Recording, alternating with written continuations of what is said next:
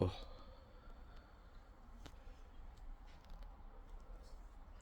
They redid the piping. Looks good. Pipe. Oh, a valve.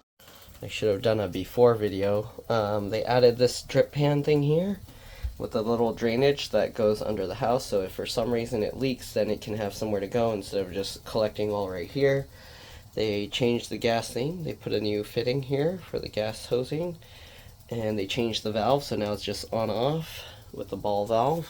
Same thing with the water going in. It's now just a ball valve that you can open and close there instead of the twisty knob that you gotta twist a whole bunch of times. Right, water just comes in there, and I guess that's the out, huh? Okay, so then there's the water coming out, and you got this here as well. I'm not sure what that's for.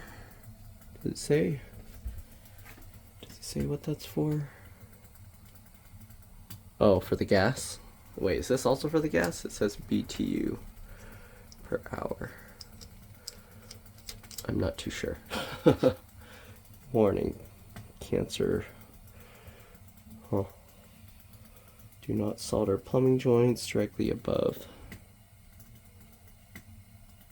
Okay. Oh, and also they added some threaded valves here, or the threading to the pipes there, because before they had the old piping was kind of weird and going all over the place. So I don't know what this is for the gas to go out the other way, because this should be for the gas to go in, I believe.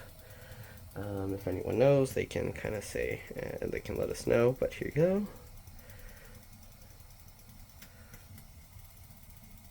Alright. And that. And the design for this to relight the pilot is different. It has this little knob here. You turn it to the pilot, and then you hold this button in, and then you click this little black one down here. And this tells you that the pilot is on. Oh, and actually here it even tells you. Press the hold knob in pilot position, press to ignite, and release knob when the status light blinks.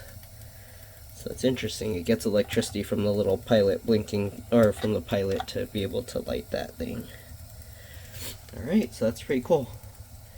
And I guess they filled, there was a hole here before or something. I don't know, is that some, yeah, I guess that's some new, I probably shouldn't have touched that. Some glue that they filled in.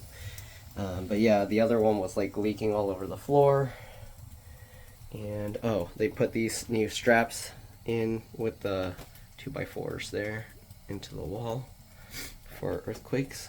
It's much tighter and is actually pressed against the wall.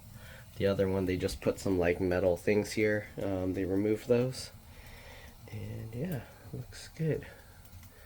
Hopefully this one will continue to run for a long time.